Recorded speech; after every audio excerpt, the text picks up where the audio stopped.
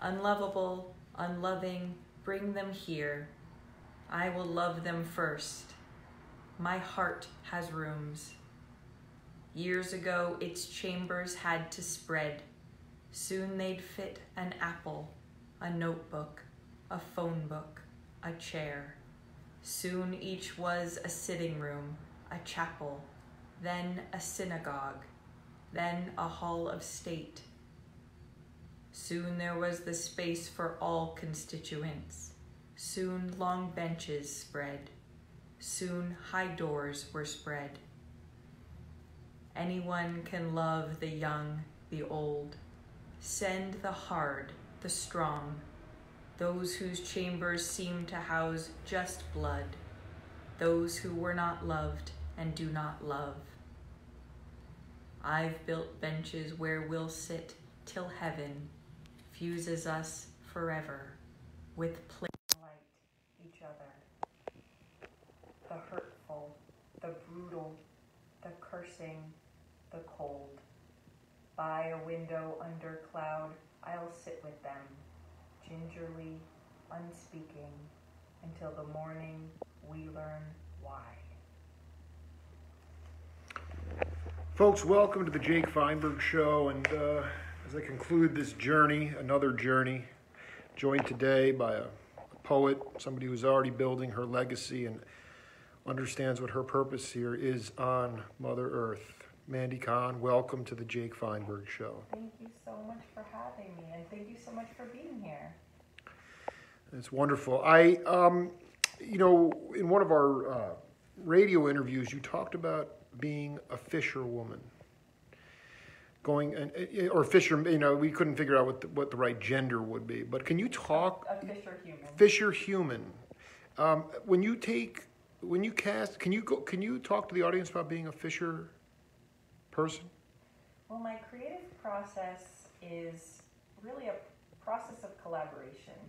I am not interested in making something that is just entirely from me. I'm interested in being a conduit for something that wants to arrive here and that is interested in being sort of in a collaboration with my voice. So the way it feels to me when I write a new poem is as if I take my boat out onto the water and I put out my fishing pole and a fish sort of connects with my line and I pull it in, and then I do my best to describe what's there. But I'm not interested in inventing what's there, simply rendering what's there. So that's a process of co-creation. If the fish comes through and the fish is seen and I'm not seen, to me that feels right. I want to render what's there, not to be a scrim, but to be an open window. That's sort of how I'd like to be. Can you talk about a specific experience when that occurred? I mean, to me, I think I would struggle with trying to control the situation too much. I mean, so there was a day when I was in my morning writing practice, and I sort of started fishing. I started being open for the poem to arrive, and a poem started to come through that had such a strong sense of itself and knew so entirely what it wanted to be. At first I felt, because usually I pull in sort of a small fish or a medium-sized fish, but I just had this sense of this being a whale. And the poem sort of asserted itself that it wanted to be a long formal poem with end rhyme, more formal than what I'm used to writing, though I love using form, but I tend to use it pretty casually. But this poem told me essentially what it was and how it wanted to be. About 6 or 9 months before this day, I had been traveling across Scotland, and in the middle of Scotland, I saw a sign off the highway that said, you're 800 yards right. from the oldest tree in Europe. So I drove up that road, and there's this monumental tree there called the Fortingall Yew, Y-E-W, this enormous ancient tree, oldest tree in Europe, maybe the oldest tree in the world. And I had this very beautiful and profound experience meeting this tree. And then I went on my way across Scotland, and 6 or 9 months later in my writing process, the tree sort of showed up and said, this is a long formal poem about me. Wow. And I sort of tried to negotiate with the poem and say, well, what if it were a sonnet? I could handle, 14 lines in, formal lines with end rhyme, and I love to write sonnets, a long formal poem. So I sort of tried to negotiate, but the poem was very sure of what it wanted to be. It was the yew. It's the oldest tree in Europe and maybe the oldest tree in the world. It had a very strong, very clear view of what it wanted to be, and the poem started to arrive. And I wouldn't have thought that was the day that I would have had the energy to write a long, certainly long for me, it's maybe like 60 or 75 lines long, with like alternated, with end rhyme. I mean, it's, but anyway. Well, we're gonna have to break that out later. No, this is something that the audience is calling in from all over the world. Mandy, in high school, I guess it was the first time that you were able to connect with Thoreau, his work, Walden as well. But you felt connected to them specifically. I mean, and because you are living that same, because of the mountaintop, because of the vision, because of the sort of long view. Can you talk about the magic of when you connected with somebody in that was channeling the same passion that you were? It was a moment of profound connection for me when I first read the works of Henry David Thoreau. Thoreau specifically, Thoreau spent hours of every day in nature. And when he was walking in nature, he was thinking about nothing except what he was noticing in nature, his gratitude for being there. Today, we would call that a walking meditation, when you're not having thoughts, but you're completely engaged in the moment. So Thoreau was a person who was living his life spending 3 or 4 hours every day in this walking meditation. He was marinating in it. Yeah. In fact, his instructions on taking a nature walk, he says, you're ready to take a walk when you're ready to leave all your thoughts and concerns regarding your life, regarding your town or your city or your family or your job, when you're ready to step away from those things and be absolutely open to the experience of being with nature and absolutely present, that's when you're ready to take a walk. So he was teaching people what he did, which was this walking meditation. So he was a person who was profoundly connected to the wisdom of nature and also to the wisdom of the spheres. It's the same thing. Mother Earth, Father Sky. He was in perfect balance with those forces, and so he had this exquisite higher view of things, and he understood that he could feel higher truth, he could feel greater truth, and he understood that many of the human laws of his time were not in line with higher law.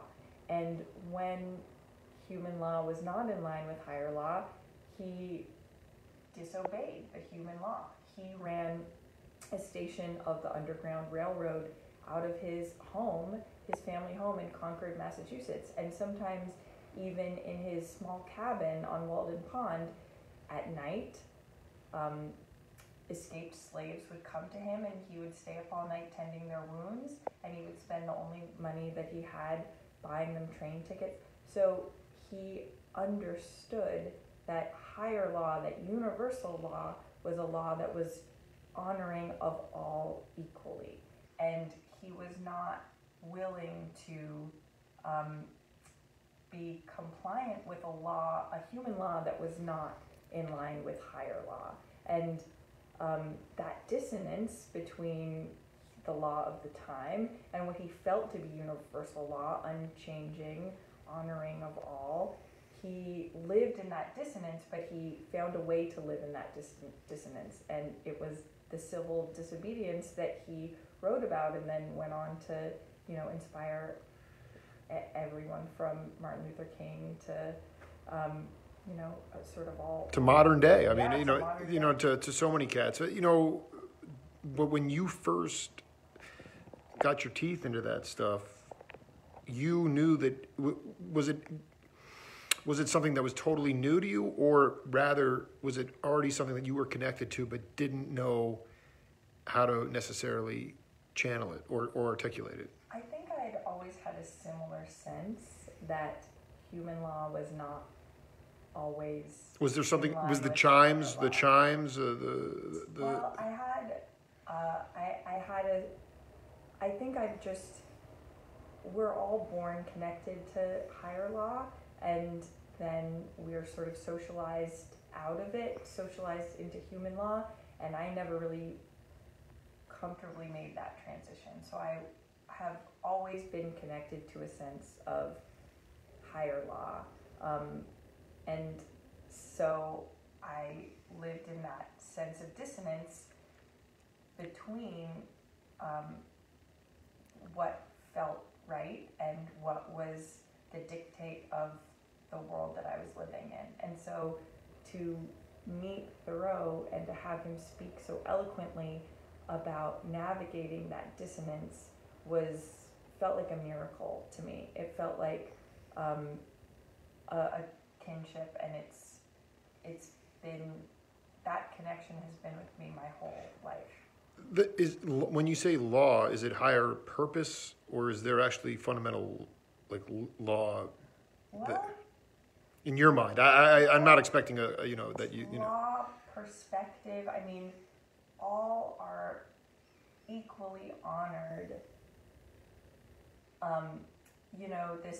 This sense of favorites or preference or judgment is human, and that's part of the human experience, but we're not seen that way from a higher perspective. Right. We're honored beyond our wildest ability to understand, even comprehend from where we sit now. It's hard to understand how universally loved and honored we all are. And so for me, it was hard to, I guess, challenging to live in that dissonance between how we're taught to evaluate others and my sense of the inherent worth of others. The floor is yours. You want to read another poem? Oh, sure. You want to give a little background on it, or where it was birthed from? Well, I think I'll read this one, and then afterwards maybe I'll just say this. This poem came about. I woke up in the middle of the night one night with in the kind of physical pain I'd never experienced before, and an ambulance came, and I thought that might be the end of my life. And so this poem is about that ambulance ride. This day. This is one I thought I'd never write, about the night I thought I'd die. The ambulance came quickly. 2 firemen rolled a gurney.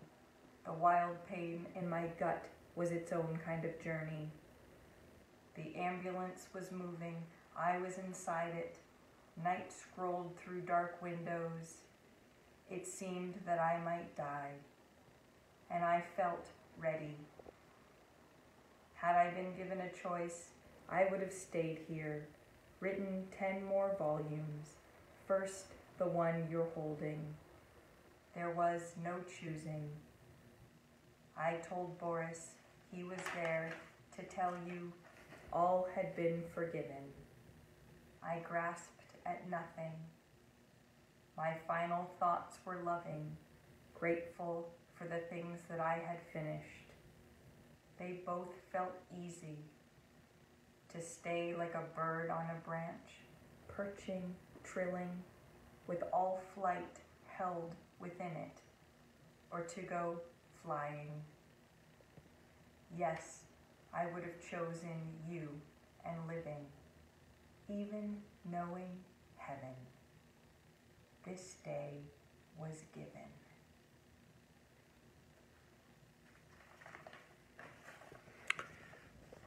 Was your life actually truly in jeopardy? Well, I survived. I mean, because life is a bed of neuroses. So you wake up in pain. People wake up in pain. But how quickly did you pen that? I mean, how quickly did I write this? Yeah, Same thing. I mean, a year went by. I never thought I would write about that night. I didn't tell anyone about that night. It was such a profound and private experience. I never thought I would write a poem about that. But same sort of thing. 9 months or a year after that, I was in my open state. The state in which I'm writing a poem is so open. It's like meditation. The poem just arrives, and that poem started to arrive, and I couldn't have been more surprised. I never would have thought that I would have shared that story, but I understand now why it arrived to be said. There was something that I experienced in those private moments, this profound non-attachment to what happened to me that was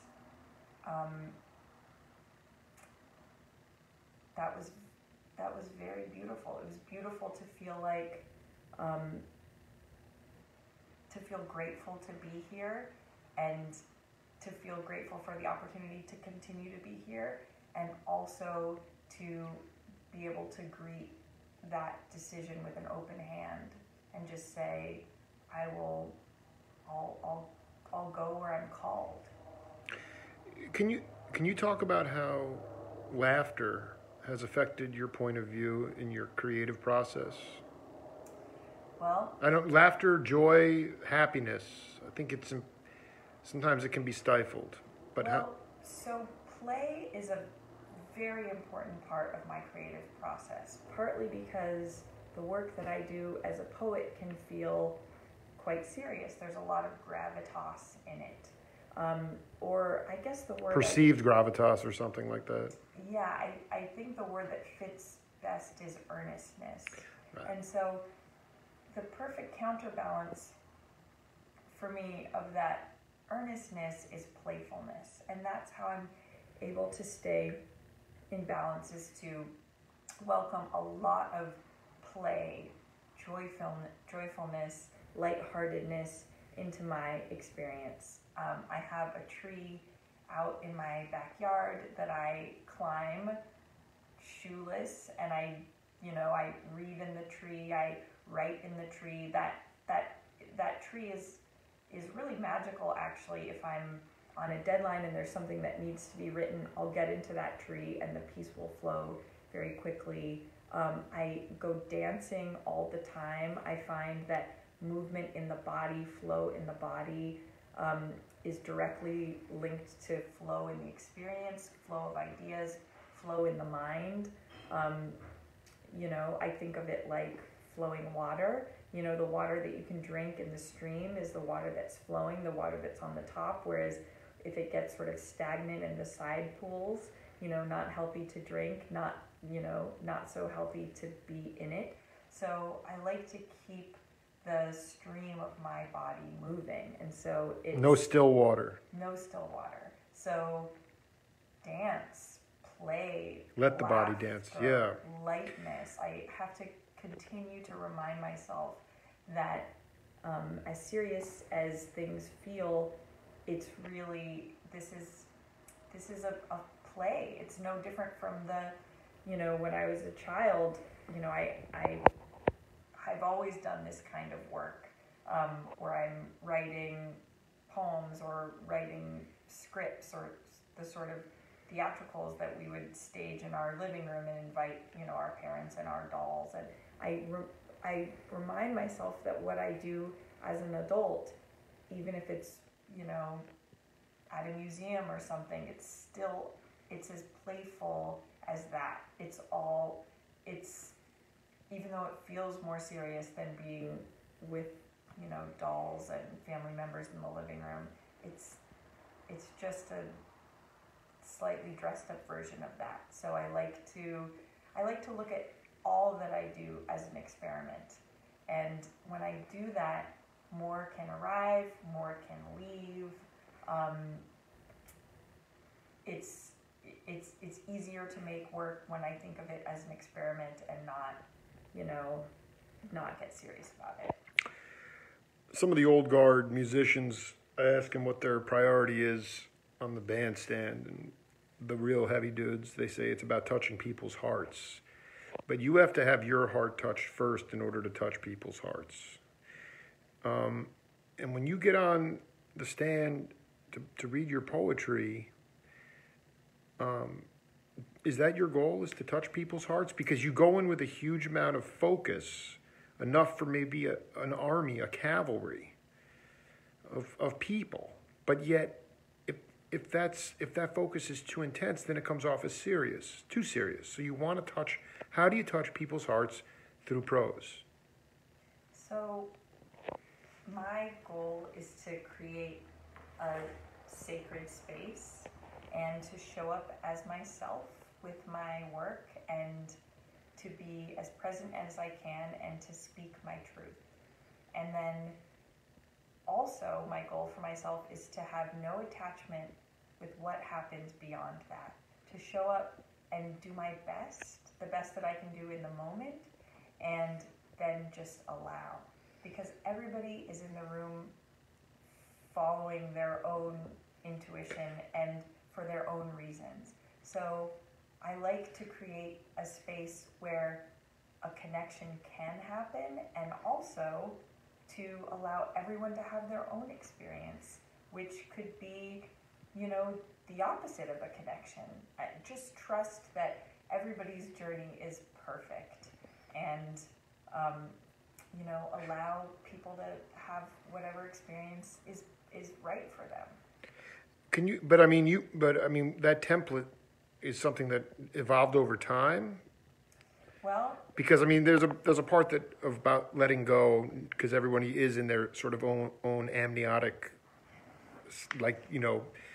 they're in their own zone, so there's no way to control all that stuff. But I guess more to the point, was there a lot of trial and error with your stage performance? Well, non-attachment is a practice. It's a practice that I show up to every day in every aspect of my life. So it's very apparent, maybe most apparent.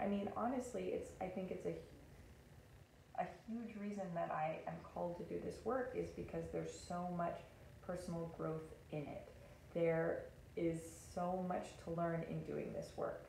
So to be able to be incredibly present and incredibly vulnerable, and also to practice the fine art of non-attachment in that state, that's quite a lot to practice.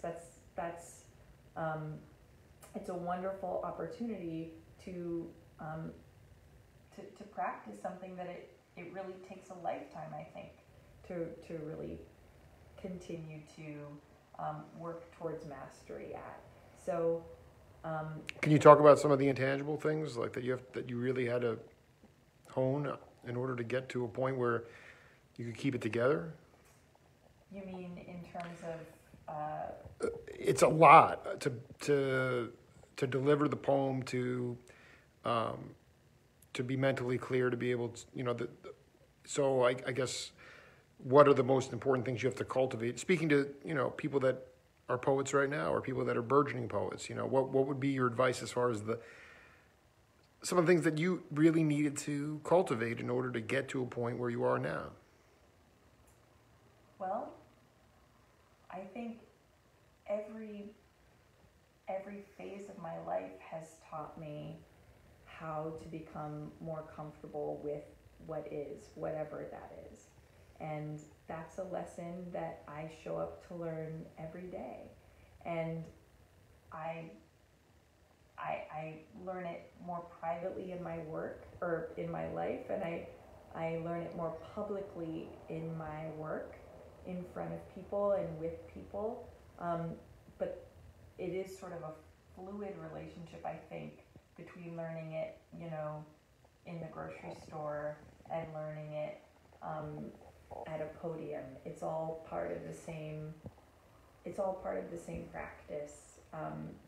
That practice of just letting everybody have their own experience of you, especially those of us who were socialized as children to try to make it so that you were pleasing or satisfying to everyone, or to be an adult and learn how to honor yourself for just showing up and doing your best, and honor everybody's experience of you, even if it's not a pleasing experience. So, did I answer your a little bit? Yeah. Before we close with a poem, I just wanted you to talk about how you have handled success. Well, thanks for. You've written 4 books. I guess what I'm trying to say is people can pick you out as an authentic poet, and I'm not saying you've been to, it's not like there's a rock star quality, but it is in any art. It's about how you handle success. So I'm curious how you handle it. I truly believe that each one of us, every one of us deserves a medal just for showing up for every day of our lives. This is a beautiful and challenging place to be. Every day has its challenges. Those of us,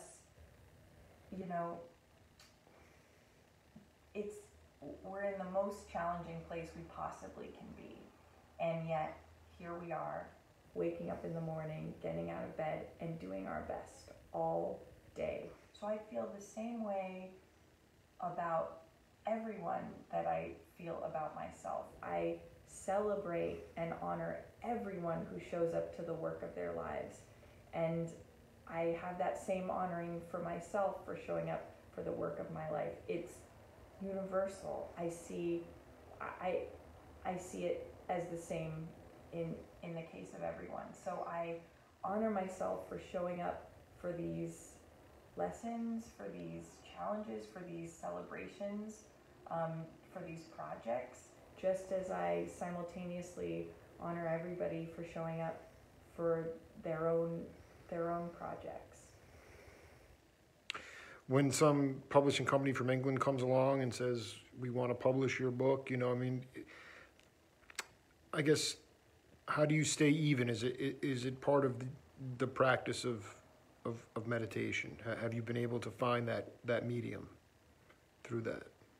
Well, meditation helps to create a state where I can connect with peacefulness more and more and more with each passing week and month of my life. I have an experience in an average day or a series of days where I'm kind of in a state of peacefulness and then out of it, and then maybe back in and maybe out of it. Meditation creates a situation where I can recognize when I'm separated from my own peacefulness. I immediately have a sense that I've sort of veered away from it, and also total acceptance of that, or higher than acceptance, really honoring of that, because it's such a beautiful experience to feel connected to peace, to feel balance. It's such a challenging experience to be out of it. So really to honor all the phases, all of the sides of what I experience. Meditation helps me to, I guess, through all aspects of my day, my week, my life. So, and it helps you handle, not get you too high or too low.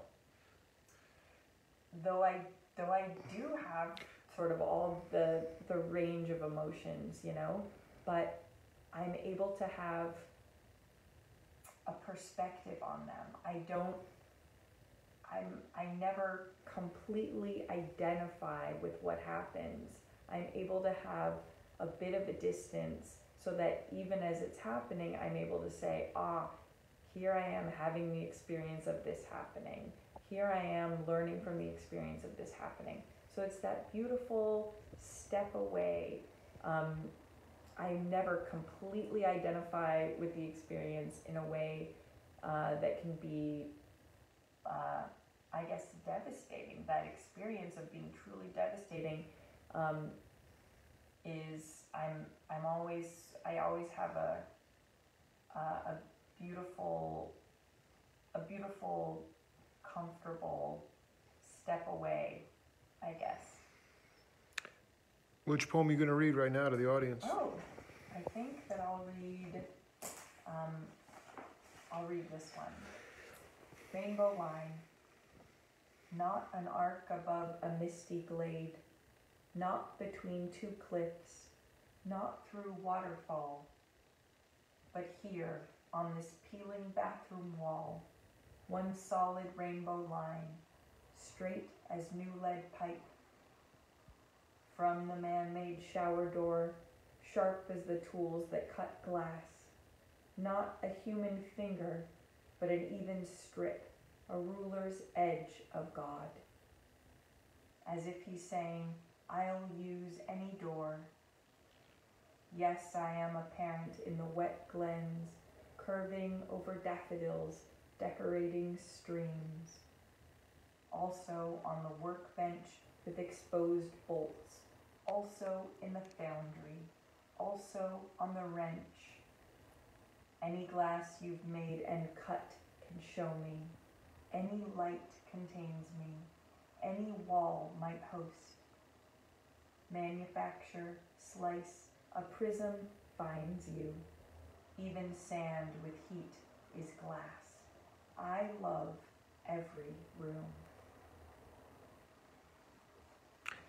Mother Earth, Father Sky, Mandy, Kahn, what an honor. Thank you so much for being part of the show. Thank you so much. That's it. This is the end of the road tour for the Jake Feinberg Show. What an honor. See you later.